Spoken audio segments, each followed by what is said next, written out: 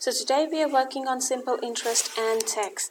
At the end of this video, you should be able to understand and explain the following key terms and calculate simple interest, total amount, principal amount, rate of interest, time, repayments, taxable income, and tax payable.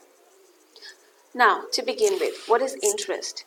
So when paying back the amount borrowed from a bank or other financial institutions, the borrower usually has to pay extra money to the lender as a rent for the money he or she has used. So the money that's been used and the rent you pay on top is called the interest. Now, how do we calculate it? The formula is P times R times T divided by 100. I stands for your simple interest. P stands for the principal amount, that means the money you've borrowed or loaned. R stands for the rate of interest, which is per annum. Per annum means annually or yearly. T stands for time period, and it's usually in years. A stands for the total amount. So total amount is calculated at the end of the time by adding the principal amount and the interest. Now, how do we calculate interest? So let's begin with a question. So $18,000 is invested at 8.5% per annum for 72 months. What is the principal amount? Now, you can pause the video and you can try all these questions yourself. And once you're done, you can go and check your answers. Now, what is the principal amount? It would be $18,000 because that's the money we've invested. What is the rate of interest? It is 8.5% in this question. Time period is 72 months. As we mentioned before, it's usually in years, so we'll change months to years, and to do that, we have to divide it by 12, and it gives us 6 years. Now, how much interest is earned each year? So each year means for 1 year.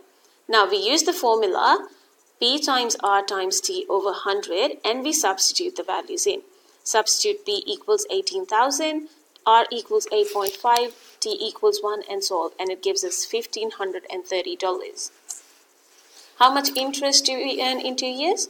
Times the interest by 2, and it would give you the interest for 2 years, that is 3,060.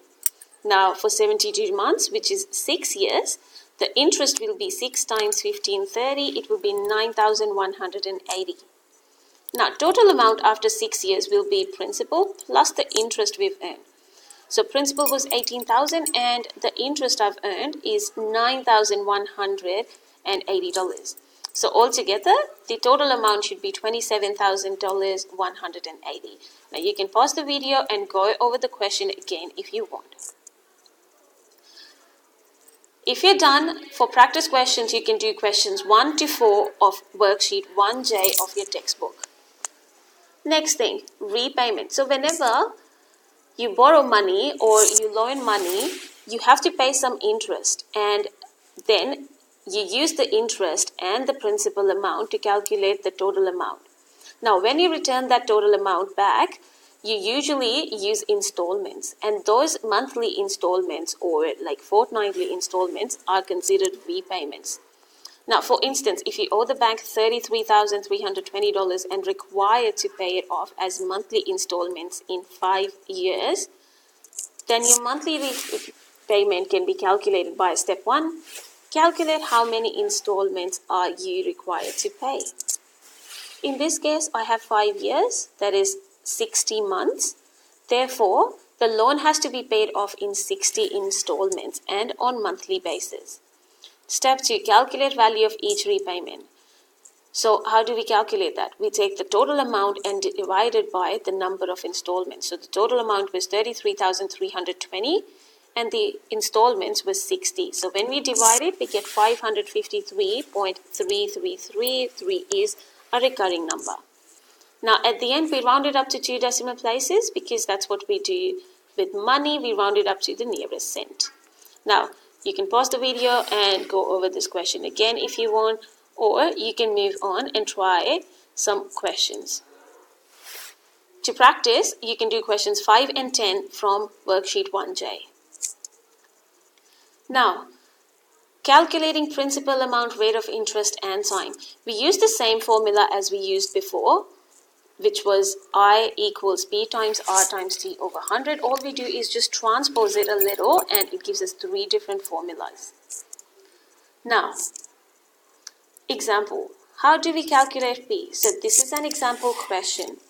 It says calculate the principal amount which earns 800 as simple interest over 4 years at a rate of 6% per annum and round it to the nearest cent. Now, I know I have to use the formula that can give me principal. Simple interest here is $800, so I replaced simple interest with 800. 100 is a whole number, so stays as it is. R is the rate of interest, which is 6%, so change it to 6.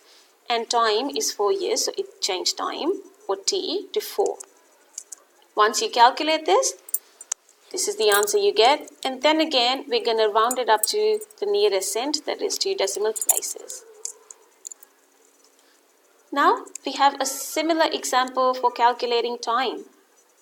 So if we have $3,500 invested at 8% per annum, how long will it take to produce $210 as interest?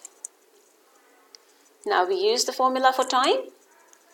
Simple interest here is $210, so replace simple interest with 210. Principal amount is $3,500, so replace P with $3,500. R is 8%, so replace it with 8 and solve. So that means we need 0.75 years to calculate and to get an interest of $210 on $3,500 investment. If the question said change it to months, to the nearest months, or give your answer in months, all you have to do is you have to multiply the answer by 12 and it will give you the answer in months.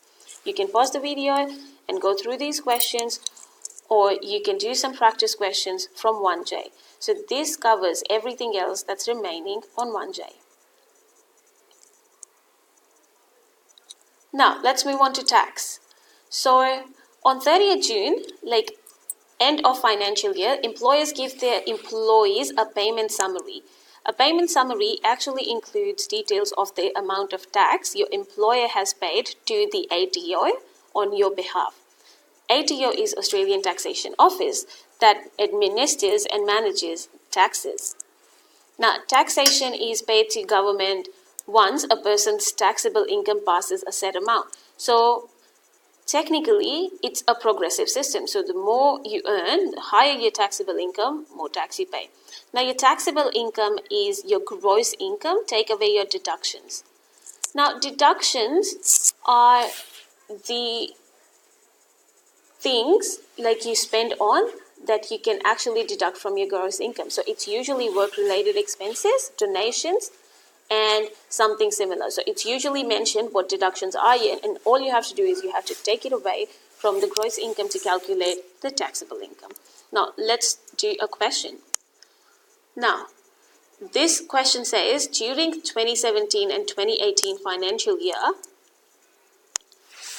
Richard earned $1,050 per week, which gives it $54,600 per annum from his employer and other resources, such as interest on investment. He has receipts for $375 for work-related expenses and donations. Part A, we have to calculate Richard's taxable income. We know taxable income is gross income, take away deductions. So gross income was $54,600 and deductions were $375. So taxable income is $54,225. Next question says, use this tax table to calculate Richard's tax payable. Now, when we calculate the tax payable, first step is we identify which bracket does our taxable income lie in. So first one, $54,225. We can clearly see that it actually lies in this one. Third bracket, $37,000 to $80,000. So we look at this bracket and then we're going to do what we learned before. We start with this number at the back and minus it from the taxable income, which gives us $17,225. Next step, we take 32.5 cents, change it to dollars and times it. So 17,225 times 0.335 gives us 5,598.125. Now last step, this number at the front, we're going to add it to the answer we have. So after you add the numbers together, this is what you get, $9,170 and $13. Now, Part C says Richard must also pay the Medicare levy of 2% on his taxable income. How much is the Medicare levy? So, Medicare levy is compulsory for everyone, so that's how we get our Medicare benefits, which is 2% of the taxable income. Since Richard's income was $54,225, that means his taxable income, all we have to do is calculate 2% of that, which would be 2 divided by 100 times by 54,225, and it gives us the Medicare levy of $1,084.50.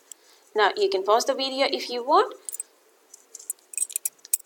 Otherwise, you can go through questions and complete questions from 1I. Thank you.